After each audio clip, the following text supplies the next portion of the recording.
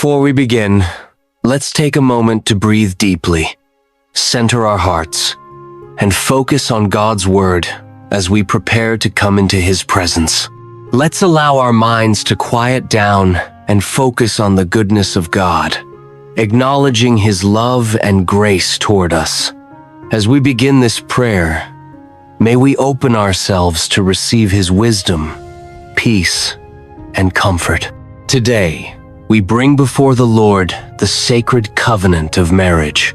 Whether you're praying for restoration, deeper connection, healing from hurt, or divine guidance in your relationship, know this: God is invested in your union. He is the one who joins two hearts together in holy matrimony, and He is the one who can restore what has been broken, reignite what has grown cold, and rebuild what has been torn down. Malachi 2 verses 15 says, "Did He not make them one with a portion of the Spirit in their union? And what was the one God seeking? Godly offspring. So guard yourselves in your spirit, and let none of you be faithless to the wife of your youth." Marriage is a sacred covenant. It's not just a contract between two people. It's a divine union orchestrated by God Himself. But even the strongest marriages can face fierce storms: betrayal, silence, misunderstanding, coldness, financial strain, and spiritual disconnection. And when two people who once stood at an altar in love now find themselves on opposite sides of the bed, or even separate homes, it can feel like all hope is lost. But hear me clearly. With God, nothing is beyond restoration. If He can raise the dead, He can revive your love. If He can part the Red Sea, He can part the walls of bitterness and unforgiveness. If He could restore Peter after betrayal, He can restore your spouse after a fall. There is no situation too broken for the healing hands of Jesus. "I will restore to you the years that the swarming locust has eaten." Joel 2 verses 25. This verse speaks not just of agricultural loss, but emotional loss, time lost, joy lost, connection lost. Some of you are looking at your marriage and thinking, too much damage has been done. But God is not intimidated by what's been eaten away. He is the restorer of broken timelines and broken hearts. When He steps in, what was lost can be rebuilt even stronger than before. Don't underestimate what God can do when you invite Him into the center of your relationship. Let Him be more than a guest in your home. Make Him the foundation. The thief comes only to steal and kill and destroy. I have come that they may have life and have it to the full. John 10 verses 10. The devil's primary target is often your marriage. Why? Because marriage mirrors Christ and the church. Because your union is a testimony to the world. Because your unity produces spiritual power.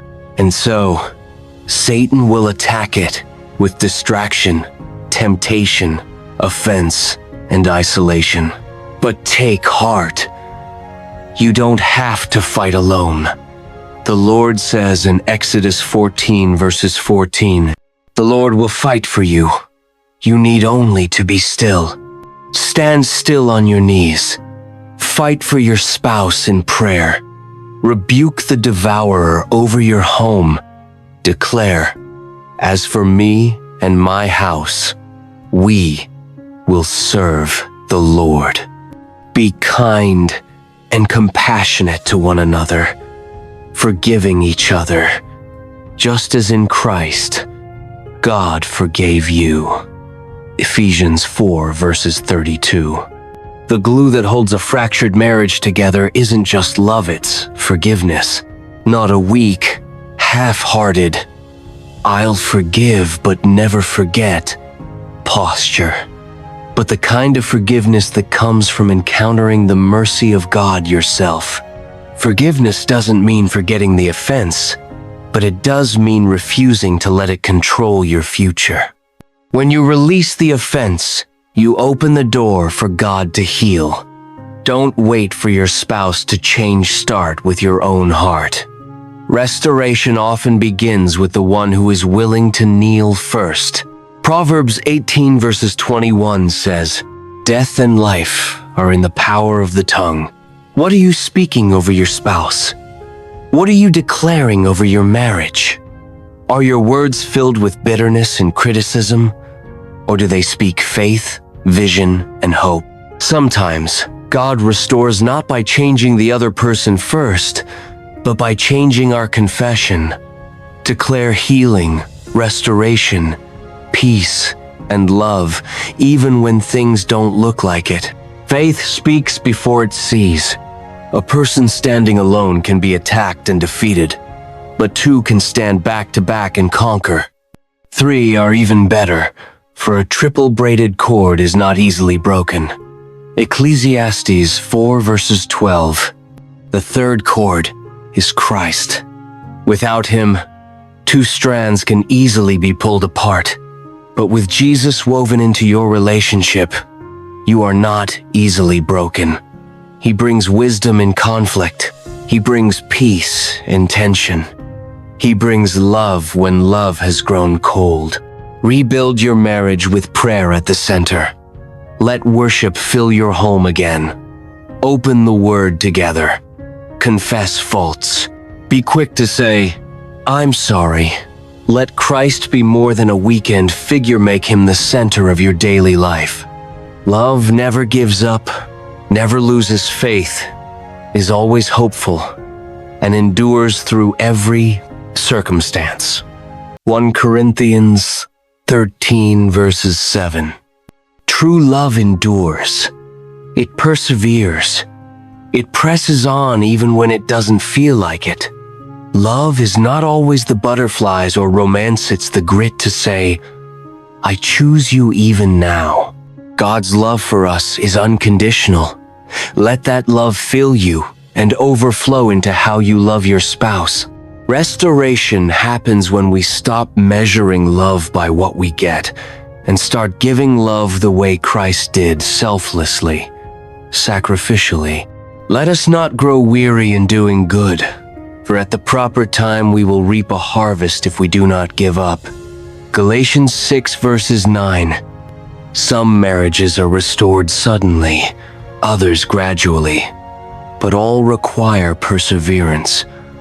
Don't give up just because the change isn't immediate. Your prayer is working. Your faith is shifting the atmosphere. Keep watering the soil even if you don't see the fruit yet. God honors consistency. If you hold on, if you keep believing, the Lord will make rivers in your desert and paths through your wilderness. As we pray, let us remember that the same God who turned water into wine at a wedding in Cana can turn your dry places into joy again. The same Savior who calms storms can speak peace into the turbulence in your marriage. And the same Holy Spirit who raised Christ from the dead can resurrect love, trust, and intimacy that feel lost. Let us pray. Heavenly Father, we lift up every broken, tired, and wounded marriage to you. Lord, you are the God who resurrects dead things. You are the God who heals the shattered and binds up the brokenhearted. So today, we ask for restoration. Father, where there's been betrayal, bring forgiveness. Where there's been silence, bring communication. Where there's been anger, bring peace. Where there's been division, bring unity. Where there's been apathy, breathe life again. Heal our hearts, Lord. Soften the hardened places. Remove bitterness and pride. Help us to see each other the way you see us with eyes of grace. Let our words build and not break. Let our thoughts be led by love and not by wounds. Restore trust, restore intimacy, restore laughter, restore friendship, Restore purpose. Lord, let our homes be filled again with joy and the fragrance of your presence. We rebuke the enemy and every lie he's spoken over our union. We declare that no weapon formed against our marriage shall prosper. We plead the blood of Jesus over our covenant, and we declare that what God has joined together, no man, no force, and no spirit shall separate. Holy Spirit, be the counselor and teacher in our relationship. Guide us back to each other and to you. Teach us to serve each other in humility and to love as Christ loves the church. We believe that you are the God who restores. So today, we speak resurrection over every dry place in our marriage. We declare life, joy, healing, renewal, and hope. In the mighty name of Jesus Christ. Amen. If today's message spoke to your heart, go ahead and type, "God is my protector." In the comments, let that be your public declaration of faith. I also want to personally invite you to be part of this prayerful community. This channel exists to help you draw closer to God, find strength through His Word, and experience His peace in your everyday life. If you have a prayer request, please don't hesitate to share it below. We're here to pray with you and for you. Remember what the Bible says in Isaiah 41 verses 10. So do not fear, for I am with you. Do not be dismayed, for I am your God. I will strengthen you and help you. I will uphold you with my righteous right hand. If this message blessed you, take a moment to share it with someone you love. You never know who might need a word of hope today. Let's continue growing in faith, lifting each other up, and trusting God more every day. God bless you.